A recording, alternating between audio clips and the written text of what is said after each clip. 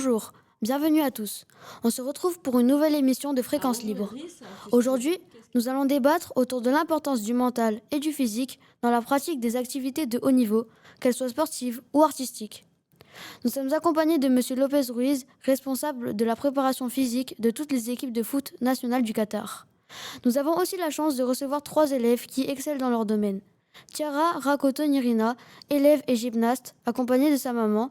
Léo Fayad, collégien et violoniste. Et enfin, Adam Ondouchi, lycéen et joueur d'échecs. Merci à tous d'avoir accepté notre invitation. Monsieur Lopez Ruiz, pouvez-vous vous présenter en quelques mots et ainsi évoquer votre parcours qui vous a mené jusqu'à Doha? Oui, avec plaisir. J'ai commencé à évoluer dans le football professionnel en 2003 au sein de l'AS Monaco. L'entraîneur, c'était Didier Deschamps. Et donc, j'ai eu la chance de travailler avec Didier Deschamps pendant 3 saisons. Et c'est surtout que j'ai eu la chance de participer à l'épopée de l'AS Monaco qui nous a permis d'arriver en finale de la Ligue des Champions. Malheureusement, on a perdu contre le FC Porto 3-0.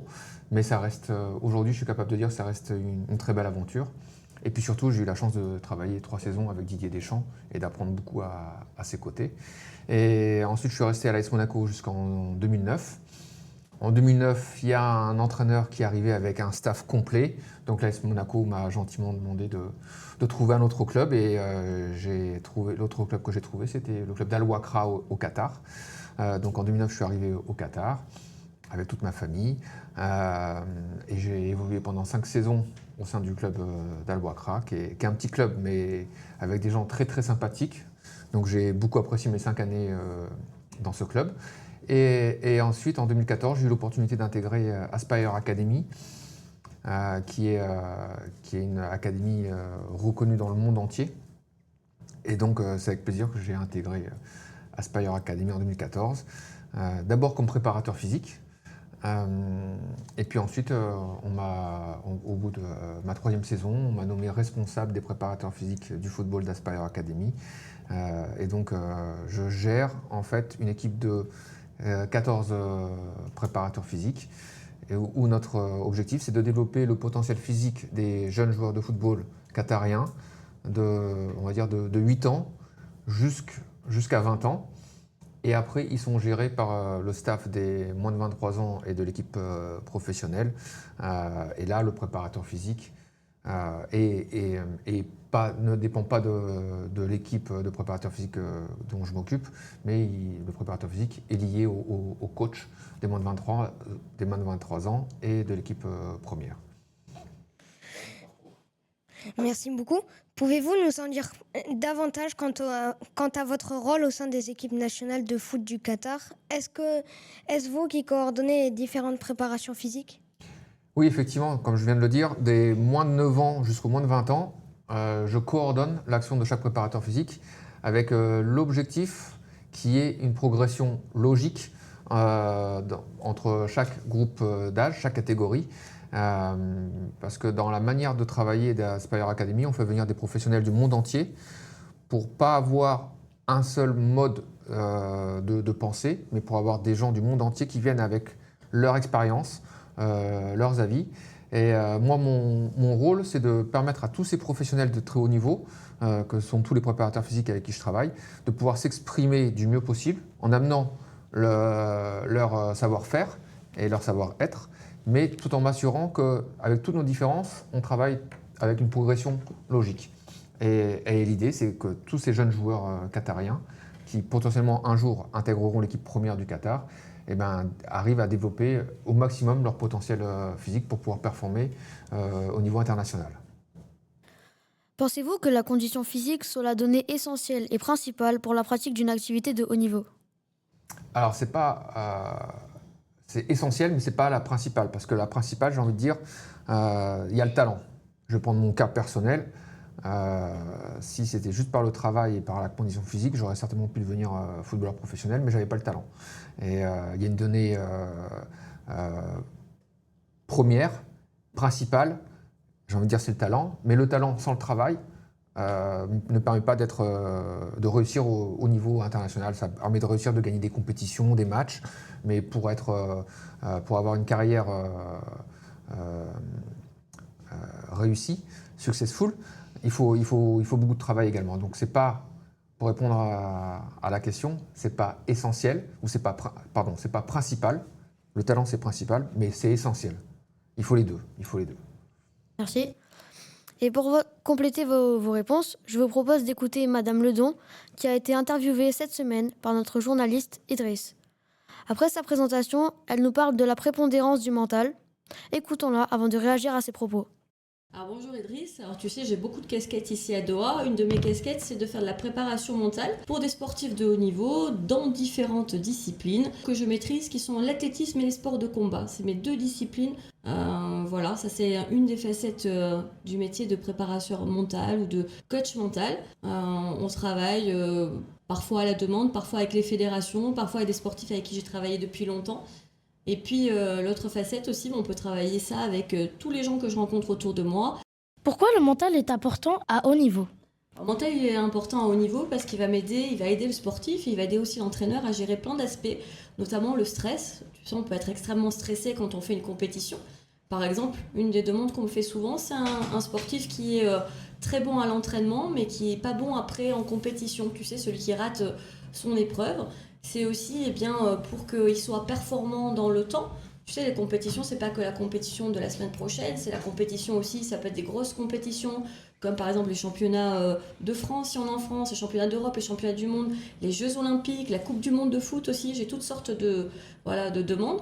Et puis, ça permet le jour J d'être vraiment prêt, parce que tu sais, quand on fait des compétitions de très haut niveau, il n'y a pas que sa performance à gérer, il y a aussi le public. Par exemple, je vais prendre un exemple français entre le PSG et Marseille. Quand le PSG va jouer à Marseille, faut prendre en compte, tu vois, tous les spectateurs qui sont là.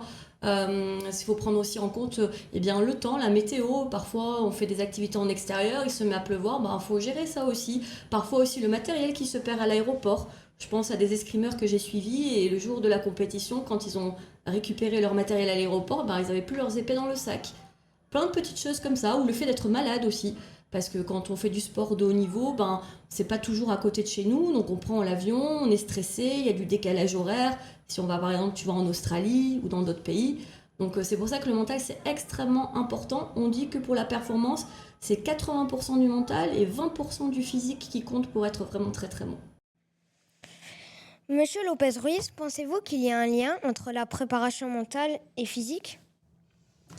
Alors, il y a un lien parce que, comme l'a très bien dit Aurélie Ledon, pour être performant le jour de la compétition, il faut d'abord être prêt physiquement, prêt tactiquement. Donc, il faut se préparer, il y a beaucoup de travail pour arriver prêt le jour de la compétition. Mais après, il faut être performant le jour de la compétition et pas seulement être performant à l'entraînement. Les deux sont liés. Si on est dans une activité de haut niveau, si on veut performer au haut niveau, il faut être prêt en ayant beaucoup travaillé avant.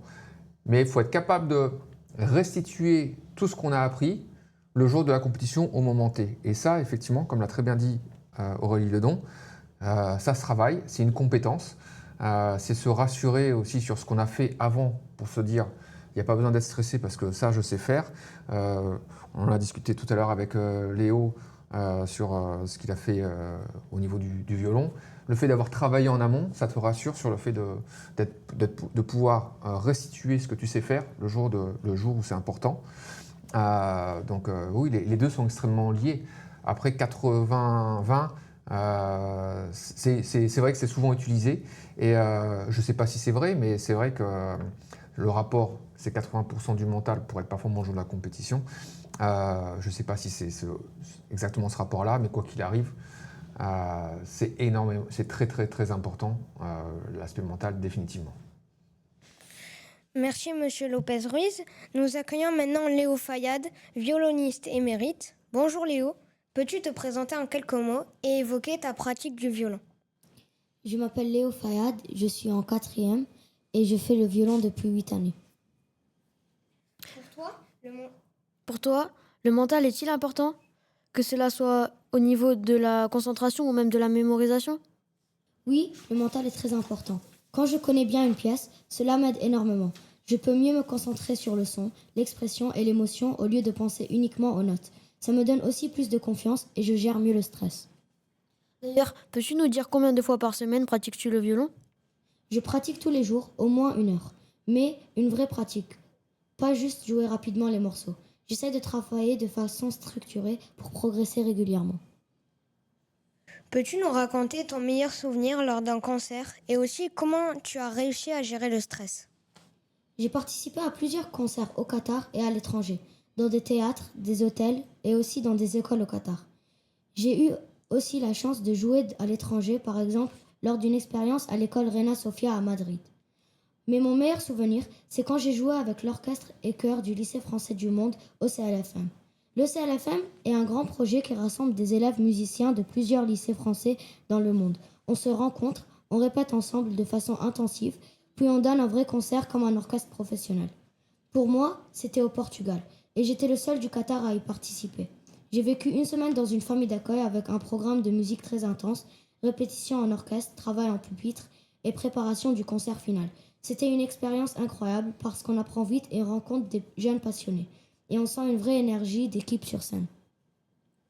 Monsieur Lopez-Ruiz, pensez-vous qu'il y ait des ressemblances entre les artistes, c'est-à-dire les musiciens, les chanteurs ou les acteurs avec les sportifs? Le physique est-il une donnée importante pour eux aussi? Je pense que lorsqu'on est bien physiquement, lorsqu'on se sent bien physiquement, on a plus confiance en soi. Donc le fait d'être en forme, ça nous apporte de la confiance. Et cette confiance-là, ça va nous aider à performer, que ce soit au niveau du sport, au niveau d'une activité artistique ou de n'importe quelle activité. Donc oui, être en forme physiquement, ça aide forcément à la performance. Et le travail en amont, qui est propre à chaque expertise, permet, que ce soit qu'on soit sportif, artiste ou autre, le fait de travailler en amont, c'est commun pour tout le monde. Ça nous permet d'emmagasiner de la confiance qui nous permet d'être performant le jour de la compétition et de ne pas être stressé sur est-ce que je vais être capable de réussir la performance, parce que c'est une performance en fait, qu'on fasse du sport ou un concert ou une partie d'échecs, c'est une performance, il faut réussir à être performant. Et le fait de travailler en amont, souvent ça nous permet d'avoir confiance en nos qualités et ça nous permet d'aborder la compétition de manière plus sereine. Un nouvel invité nous a rejoint. Bonjour Adam Andouchi. Peux-tu évoquer ta passion pour les échecs et nous dire à quel âge tu as commencé? Bonjour monsieur, j'ai commencé à jouer aux échecs quand j'avais 6 ans, j'ai appris les règles du jeu. Mais ensuite j'ai un peu arrêté jusqu'à mes 10 ans pendant le confinement où j'ai commencé à jouer plus sérieusement et c'est là que j'ai vraiment progressé. Connais-tu ton elo? À quoi cela correspond-il? Penses-tu très bientôt atteindre le meilleur niveau? Et comment s'était déroulé ton tournoi hier? Là maintenant j'ai presque 2000 élos, j'ai 1990. Et donc l'élo, c'est, pour ceux qui ne savent pas, c'est un système de classement de points aux échecs qui peut donner un niveau. Donc l'élo minimal c'est 1400 et le meilleur élo jamais atteint aux échecs par le champion du monde, c'était 2886. Et donc pour mon tournoi d'hier, eh bien l'équipe elle a fini 4e, donc on s'est qualifié pour la finale. Et individuellement j'ai fini premier sur 1000. Bravo. Félicitations. Wow. Bravo. Est-ce que tu joues régulièrement contre des adultes? Oui, dans tous les tournois que je joue des adultes, sauf quand je vais dans des tournois qui sont faits spécialement pour les moins de 18 ans. Et pour toi, quelles sont les qualités d'un bon joueur d'échecs? Moi, je pense qu'un bon joueur d'échecs devrait d'abord savoir comment travailler et bien travailler pour passer des heures dessus. Ensuite, il doit être passionné et bien sûr avoir du talent pour le jeu. Écoutons de nouveau Madame Ledon qui nous explique comment développer son mental et notamment chez les jeunes. Alors développer son mental, c'est un peu difficile, ça dépend, je dirais, d'abord de la personnalité, d'accord, de la personne qu'on a en face de soi. Il y a des gens qui n'ont pas besoin de développer leur aspect mental parce qu'ils sont des gens qui ne sont pas stressés, ce sont des gens qui ont confiance en eux, tu vois, c'est comme les élèves, il y a des élèves qui ont confiance en eux et d'autres moins. Et puis il y a des gens qui ont besoin d'avoir quelques petites clés parce que ils sont stressés dans la journée, ils ont des épreuves à passer. Et donc, voilà, c'est important de travailler le mental. Tu sais, le mental, on dit que c'est un muscle. On dit que c'est un muscle que l'on travaille. C'est un muscle comme le cœur. S'il n'y a pas d'entraînement de cet aspect mental, on peut être quelqu'un d'un peu triste, on peut être quelqu'un qui n'a pas d'ambition, on peut être quelqu'un qui manque de confiance en soi. Donc voilà, c'est vraiment important pour se sentir, tu sais, tout simplement bien dans la vie. je m'occupe de sportifs de haut niveau, mais je suis professeur de PS aussi au lycée franco-qatarien Voltaire. Donc moi, mes élèves, d'abord, quand ils rentrent dans mes cours de PS, il y a des élèves qui aiment le sport et il y a des élèves qui détestent le sport. La première chose, j'essaye de gagner leur confiance, j'essaye d'instaurer un climat qui est vraiment cool, qui est sympathique et qui fait que les élèves qui n'aiment pas le sport, ils sortent au moins avec le sourire. Ça, c'est la première chose. Et puis, je pense aussi à des élèves qui ne sont pas très bons. Quand je fais, par exemple, tu vois, des sports collectifs, je vais les nommer capitaines de l'équipe, alors qu'ils n'ont pas confiance en eux. Je vais leur donner des rôles pour justement qu'ils prennent un peu plus, tu vois, la main sur ceux qui ont un peu plus en confiance en eux. Et ça, c'est important. En fait, j'essaye de dédramatiser avec mes élèves des choses qui ne sont pas essentielles, des choses qui peuvent être négatives pour eux et qui ne le sont pas pour moi.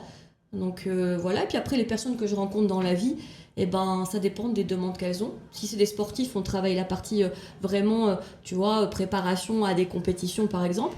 Et si c'est des personnes autres, je peux les aider à retrouver une estime d'eux-mêmes dans la vie, en sachant que je ne suis pas psychologue, je suis docteur en psychologie du sport. Donc je n'interviens pas sur des gens, par exemple, qui ont des grosses dépressions. Ça, c'est pas mon domaine, par exemple. Monsieur Lopez-Ruiz, vous qui assurez la préparation, savez-vous comment se met en place la préparation mentale chez les jeunes d'Aspire ? Alors, à Aspire Academy, en fait, on insiste au niveau de la préparation mentale. On considère que l'entraîneur, c'est le principal préparateur mental de son équipe. Donc, comme on a 200 joueurs à Aspire Academy, si on va avoir un suivi de chaque joueur, c'est compliqué. Il nous faudrait énormément de préparateurs mentaux. Donc, ce qu'on a mis en place à Aspire Academy, c'est plutôt quelqu'un qui forme les entraîneurs à être capables d'être des bons préparateurs mentaux auprès de leur équipe. Donc, c'est la stratégie qu'on a décidé de mettre en place à Aspire Academy. Mais après, il y a d'autres institutions où ils font le choix d'avoir un préparateur mental par équipe et d'avoir ce préparateur mental qui est directement lié et qui peut avoir des rendez-vous individuels ou des suivis individuels avec chaque joueur de foot. Donc, dans le football, il y a plusieurs manières de faire. Aujourd'hui, c'est quelque chose qui est présent. Il y a 20 ans, quand j'ai commencé à l'AS Monaco, ça n'existait pas du tout. Et même le football était réfractaire un peu à la préparation mentale. Mais aujourd'hui, c'est quelque chose qui devient de plus en plus présent. Comme je l'ai dit, avec un préparateur mental pour tout un club ou pour toute une institution, ou alors des institutions qui ont fait le choix d'avoir un préparateur mental pour chacune de leurs équipes. Merci. Pour notre dernière partie, nous accueillons un tandem, Chiara Racotonirina et sa maman. Merci d'avoir accepté notre invitation. Merci beaucoup. Bonjour à tous. Merci beaucoup pour nous inviter. Chiara, toi qui es gymnaste de haut niveau, en plus de tes entraînements physiques, as-tu des séances de préparation mentale concernant la concentration par exemple ? Avant mes compétitions, j'ai l'habitude d'écouter mes musiques en boucle pour savoir ce que je dois faire, comme par exemple mes routines. Et lorsque je suis dans le stade, je m'entraîne jusqu'à ce qu'il y ait une personne avant moi et puis j'échauffe mes muscles. Et quand je suis sur le tapis, j'essaie d'oublier que c'est une compétition et de m'amuser et de faire de mon mieux. Pour vous, Madame Racotonirina, on imagine que cela peut être compliqué de gérer les moments avant ou après les compétitions de Chiara, en plus du suivi de ses études. Comme toutes les mamans des gymnastes, j'ai beaucoup de choses à gérer, bien sûr. Par exemple, les entraînements de Chiara, elles peuvent être durées de 4 à 5 heures à l'approche de la compétition. Il y a aussi les matériels, il faut gérer, il faut veiller que la protection du ruban, du ballon, des massues, du cerceau. Il faut bien les entourer et préparer et faites que le logo de Fédération internationale soit bien mis en exergue. Et puis aussi, il y a les matériels esthétiques, il faut faire sa coiffure, la coiffure de Chiara, qui n'est pas du tout évident. Coiffure pendant le contrail training, le podium training, pendant la compétition et tout ça. Et à part ça, il y a aussi la logistique. Il faut vérifier le juste corps de Chiara. Elle a 4 routines, donc elle a 4 justes corps maximum. et aussi surtout le repas bien équilibré parce que c'est primordial pour sa performance. On ne peut pas dire que c'est compliqué, mais c'est juste un véritable marathon pour une maman de courir et de partir de partout. Mais aussi, à chaque compétition, c'est un défi pour moi aussi. C'est un sport. Je fais mon sport de maman et elle fait son sport de gymnaste. Alors, quand on voit sa passion, son talent sur le tapis, on oublie tout. On oublie le fatigue, on oublie le stress, parce que quand elle est sur le tapis, on stresse aussi. On fait aussi la compétition avec elle. On respire plus. En fait, les mamans sont tous comme ça. On respire plus. Et puis, quand elle a fini, on fait tous en même temps. Donc, quand on a ça aux études de Tiara, heureusement, elle est indépendante, elle est studieuse, elle est perfectionniste. Donc, j'ai pas de souci avec ça. Par contre, c'est un peu épuisant pour elle parce qu'après l'école, elle va directement aux entraînements. Elle s'entraîne et quand elle rentre, après son dîner, elle se plonge immédiatement ses devoirs, ses révisions, étant donné que c'est français, les examens, c'est tous les jours. Du coup, des fois, c'est épuisant pour elle. Elle dort jusqu'au matin, souvent, des fois, rarement, mais bon. Donc, pour moi, en tant que maman, c'est d'accompagner Tiara et pour qu'elle puisse s'épanouir en gymnastique et ses études. Merci. Voilà, je vous en prie. Comment gérez-vous les déceptions de Tiara lorsqu'il y en a? Il n'y en a jamais. Oh, que si. Quand elle n'a pas eu sa première place. Ça, c'est autre chose. Parce que depuis petite, elle en a l'habitude.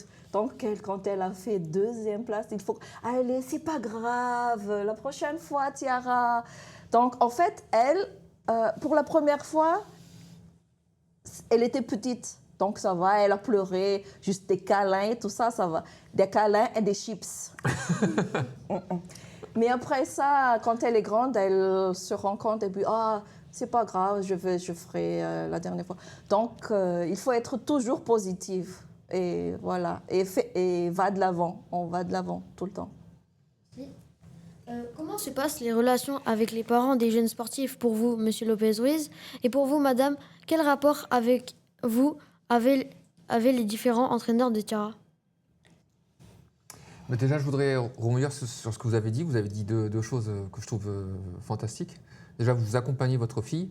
Et la place des parents, c'est d'accompagner justement. C'est pas parce qu'il y a des fois, il y a des parents qui se transposent dans le process de leur enfant et qui, à travers leur enfant, ils voient leur propre réussite. Et quand je vous entends parler, vous avez bien dit plusieurs fois que vous accompagnez Tiara, et c'est exactement, vous êtes à votre place, vous êtes présente parce que je vois qu'il y a une logistique importante à gérer, et c'est pour ça que vous êtes du coup impliqué émotionnellement. Déjà, c'est votre fille, et puis en fait, vous pourriez, c'est comme si vous étiez membre du staff de Tiara, si on transpose sur le sport de haut niveau. Dans le sport de haut niveau, il y a des personnes qui font tout ce que vous faites, mais là, à votre niveau, tu es encore une jeune gymnaste, là, c'est ta maman qui est ton staff, quelque part. Donc c'est pour ça que vous faites partie en fait, de l'encadrement sportif de votre fille. Et puis comme vous avez dit, à la fin, quoi qu'il arrive, c'est de positiver. Parce que déjà, c'est que du sport. Il n'y a pas de conséquences sur ta vie directe ou de manière générale. Donc ça reste que du sport. Et ça, il faut relativiser et positiver dans le sens où tu es en construction et tu as l'avenir devant toi. Et en fait, chaque échec ou demi-échec fait partie de ton apprentissage pour devenir meilleur. Et il y a Michael Jordan qui a dit une phrase qui en gros, je n'ai pas les chiffres en tête, mais il a dit « j'ai perdu je ne sais pas combien de matchs, j'ai loupé énormément de paniers, et tout cela m'a amené vers toutes les victoires ». Donc en fait, l'échec fait partie de l'apprentissage, donc le fait de positiver, c'est très bien, vous êtes dans votre rôle de maman et vous le faites bien. Et pour continuer sur mon expérience, en fait, c'est que des fois, on a des parents qui pensent que leur enfant, déjà, c'est c'est le futur champion du monde, et alors qu'il a que 10 ans, et qui vont mettre une pression énorme aussi sur leur enfant.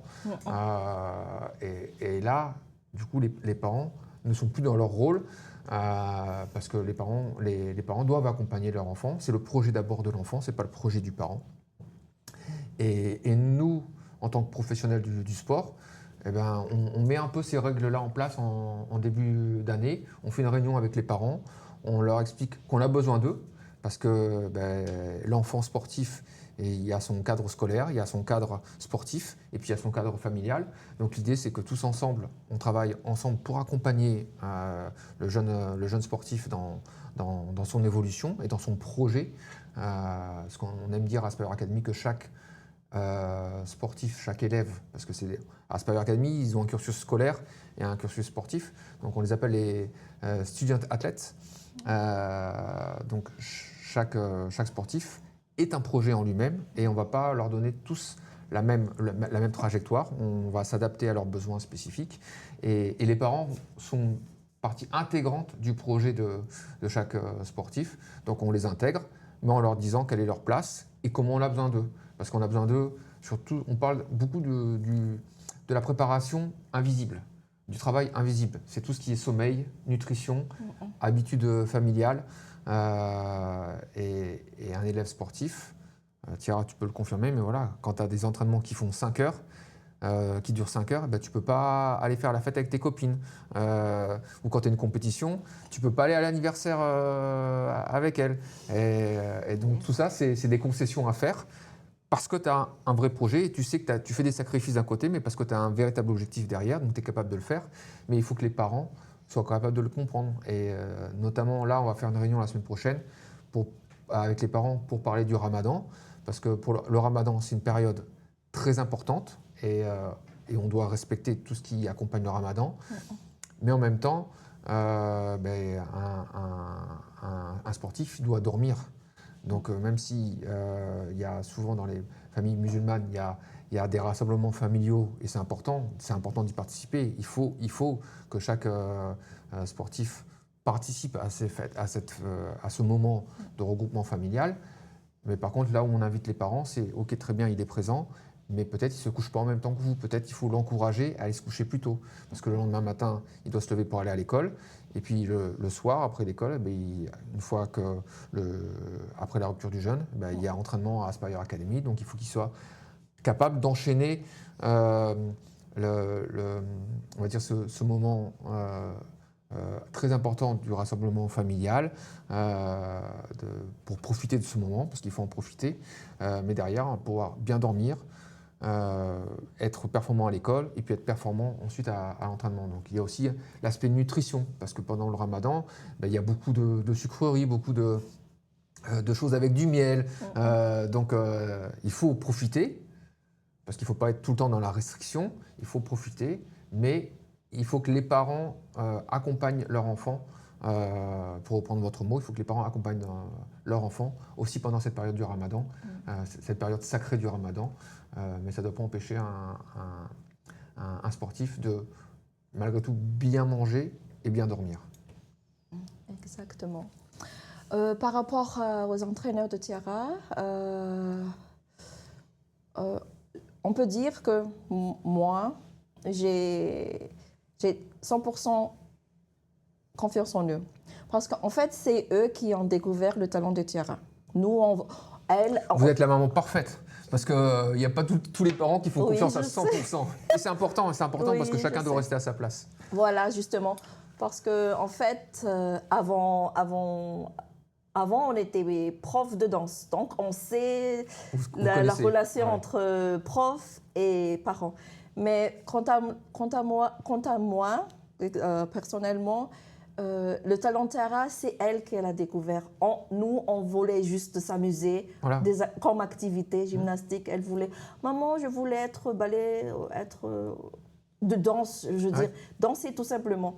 Donc, elle a eu une révélation envers Tiara. Donc, j'ai dit, ok, vas-y. Alors, elle gère tout, je veux dire, l'entraînement, elle gère les compétitions qu'elle doit faire.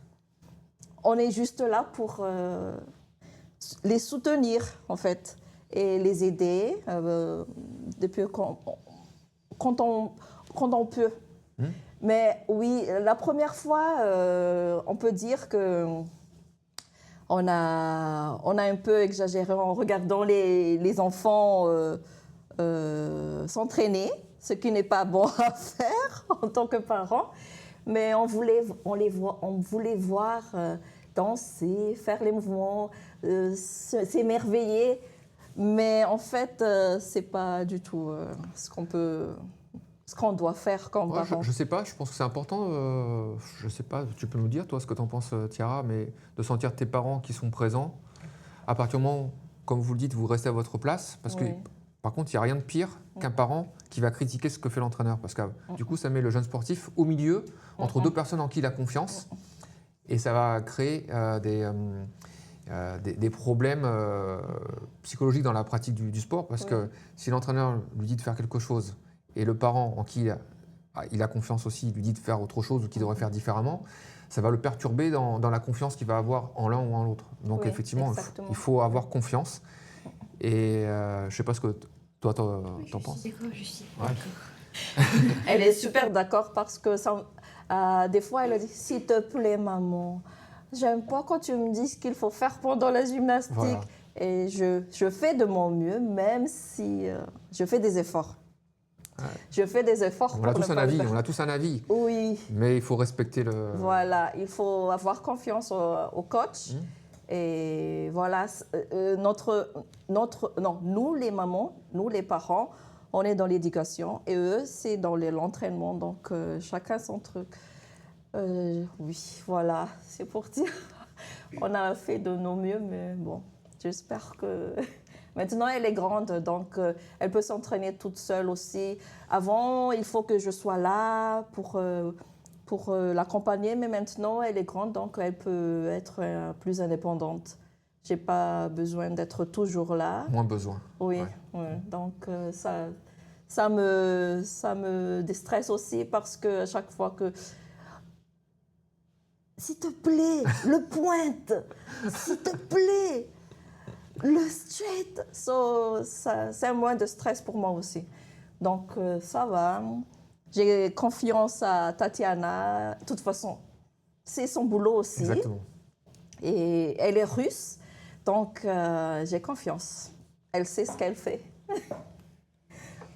Je vous propose maintenant d'écouter un dernier extrait où Madame Ledon évoque le travail avec les enfants et les adultes.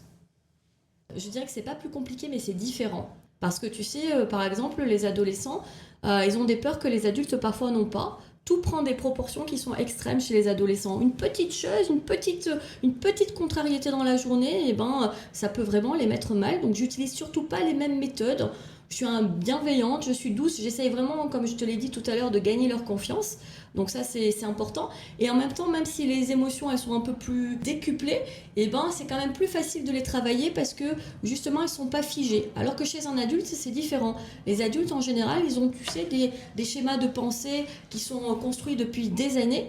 Et donc, c'est pas facile. Je travaille plutôt sur la déconstruction de croyances. Alors, tu pourrais me demander qu'est-ce que c'est, la déconstruction de croyances. Je sais pas, moi, dans la vie, tu sais, les adultes, ils rencontrent d'autres personnes et ils ont parfois des a priori sur ces personnes. Moi, leur montrer que la personne qu'ils ont en face, c'est peut-être pas une personne qui est mal intentionnée, c'est peut-être une personne qui leur veut du bien. Et puis voilà, leur faire gagner un peu de confiance en eux, c'est différent. C'est pas plus difficile, c'est vraiment différent. Un adolescent, il se construit pas pareil qu'un adulte. Moi, je fais de la haute couture. Ça veut dire que moi, ce que je donne aux sportifs ou à mes élèves, c'est pas des recettes de cuisine qui sont toutes prêtes. Je leur dis pas, il faut 3 œufs, du chocolat, des sucres. Non, je m'adapte vraiment à la personne que j'ai en face. Et pour ça, je dirais que l'aspect mental, ça c'est quelque chose qui est très important que j'ai envie de te dire, c'est qu'il faut du temps. C'est pas comme la préparation physique. La préparation physique, il faut du temps, mais il y a un programme qui est bien établi. Le mental, on sait jamais. On sait où on veut aller, mais on ne sait jamais vraiment ce que l'on va trouver. Et c'est pas en une semaine que je vais amener un sportif, par exemple, tu vois, à faire les Jeux Olympiques. C'est étape par étape qu'on avance.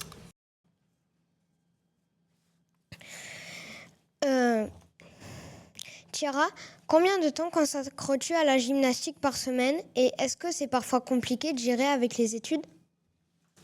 Je m'entraîne 15 heures par semaine et oui, certes, c'est difficile de gérer mon emploi du temps, mais je fais de mon mieux. Et j'essaie d'adapter avec mon emploi du temps. Merci. Pour vous, Monsieur Lopez-Ruiz, le travail est-il le même auprès des enfants et des adultes? Ça n'a rien à voir, déjà pour deux raisons. Parce que les adultes, en tout cas je vais parler du football, c'est des professionnels. Ils ont signé un contrat et ils sont payés pour travailler chaque jour et pour délivrer des performances. Donc ils sont payés pour ça, donc il y a un rapport professionnel. Et ils doivent faire ce que l'entraîneur, ce que le staff leur demande, sans discuter, entre guillemets. Après, bien sûr, la qualité d'un staff, c'est d'être à l'écoute des athlètes et d'adapter le travail en fonction des besoins des athlètes. Mais on va dire il a une obligation envers son employeur, l'adulte. Alors que l'enfant, il est complètement loin de tout ça. Il est en période de développement, en période de développement psychologique, en période de développement physique. Et puis, il a aussi l'aspect scolaire à gérer, qui est très important parce que le sport, c'est quand même très aléatoire. On ne sait jamais si on va devenir professionnel dans son sport. Donc, c'est très très important de rester focalisé sur les études et de ne pas compromettre la qualité des études pour aller plus loin dans la pratique sportive. Donc on doit, en tant qu'éducateur, et je viens de dire éducateur, c'est quelque chose de très présent en France. On ne parle pas d'entraîneur, on parle d'éducateur. Et c'est quelque chose qui n'existe pas forcément dans les autres pays. Ça, j'ai découvert en voyageant, justement. En France, on est des éducateurs. Et donc, on accompagne, au même titre que les parents, on accompagne le jeune sportif dans son développement, en restant à notre place, parce qu'on n'est pas un parent non plus. Donc, on reste bien à notre place aussi. Et on l'accompagne dans son développement. Et je parle donc de développement chez les jeunes athlètes, alors que chez les adultes, on va parler de performance directe, parce qu'ils sont payés pour être performants. Alors que chez les jeunes sportifs, on va voir le développement à long terme. Et la performance, on n'attend pas qu'ils gagnent le prochain match. On veut les aider à se développer pour qu'ils soient performants quand ils seront adultes. Et pour la dernière question de cette émission, Madame, qu'avez-vous ressenti lorsque Tiara a remporté sa première compétition? Je suis une maman. Donc, pour la première fois, c'était en fait, après avoir débuté la gymnastique rythmique, 6 mois après qu'elle a débuté en 2018, elle a eu sa première compétition et elle a remporté la main. C'est sa première compétition ici à Qatar.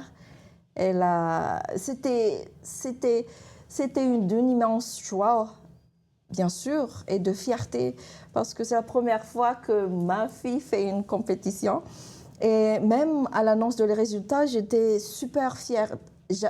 J'étais extrêmement fière d'elle parce que, en fait, elle a eu, pendant la compétition, elle est en pleine crise d'asthme. Mais elle a exécuté sa routine à la perfection. Et c'est un exploit pour Tiara, pour la première compétition. Quant à la première compétition internationale, c'est après avoir rejoint le groupe professionnel. Elle a rejoint après un an de gymnastique. Et un an après, elle a eu non, ce n'est pas sa première compétition internationale, mais la première fois qu'elle a eu la première place à la compétition internationale, c'était à Bakou, en 2019, à Azerbaïdjan. Elle a partagé le podium avec une Russe. Une Russe dans la gymnastique rythmique, c'est déjà une grande chose, parce qu'ils sont élites. Et c'était... En fait, pendant l'annonce et après l'annonce, je n'arrivais pas à y croire. Parce que c'était une super surprise avec une Russe, première fois, alors qu'elle a eu... Quel âge 8 ans. 8 ans. 8 ans. Et après, je n'arrivais pas à descendre d'un petit nuage. Tout le monde me parle, mais je n'entends rien du tout. J'étais... Vous étiez ailleurs, vous étiez...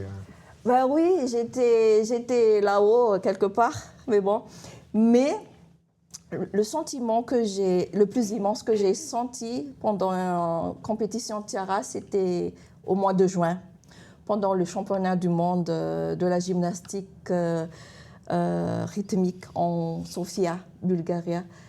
Et on ne pensait pas on pensait pas du tout en fait qu'un jour notre fille aurait une chance de participer à un championnat du monde de gymnastique.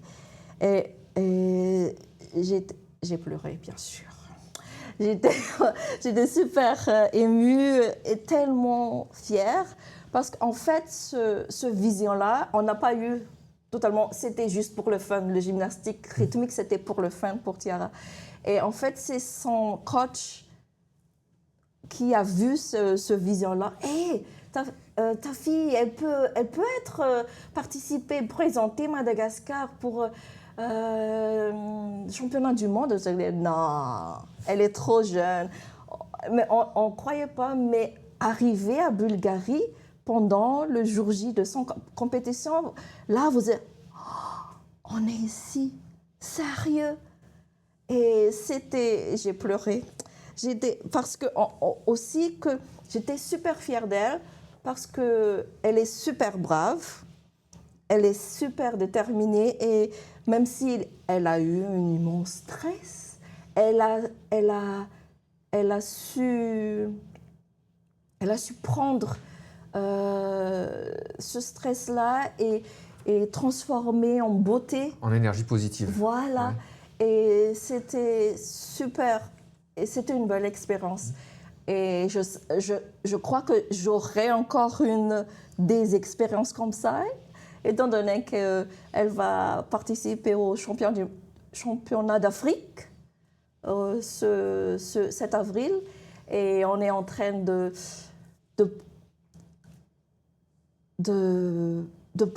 la préparer pour l'Olympique. Oui. Donc là... Pour Los Angeles ? Pour Los Angeles, dans 2 ans, 2028. Donc, on croit en elle. C'est super difficile, ça c'est vrai. C'est super difficile pour elle, entre les études, les gymnastiques, et maintenant c'est le brevet et tout ça, mais elle est brave, elle est... Ouais. Tu l'es ou pas? Voilà. C'est déjà la fin de cette émission. J'espère qu'elle vous a plu. C'était également la dernière avant le mois de Ramadan. Merci à Madame Rakoto-Nirina, à Tiara, à Monsieur Lopez-Ruiz, à Léo Fayad et à Adam Amadouchi pour votre présence. Comme vous l'avez vu, le sport est bien plus profond qu'on l'imagine.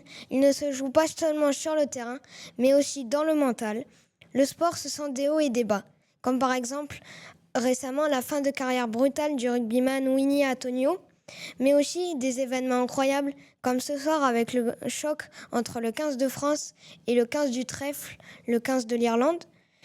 Marius et moi-même, ainsi que toute l'équipe du journal, de la radio, vous souhaite de très belles vacances, amplement méritées, et allez les Bleus. Bonnes vacances à tous et à la prochaine. On se quitte en musique avec A Virtual Friend de Paris la nuit.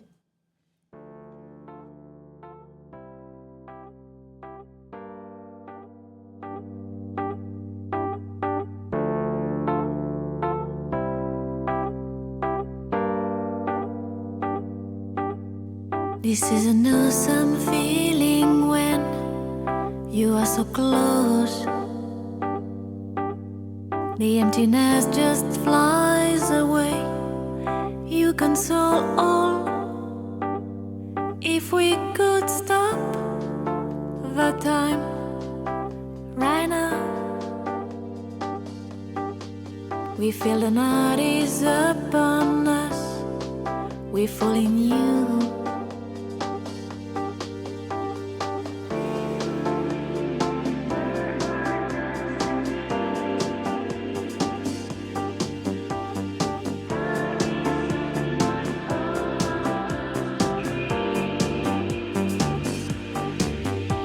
Streets would remember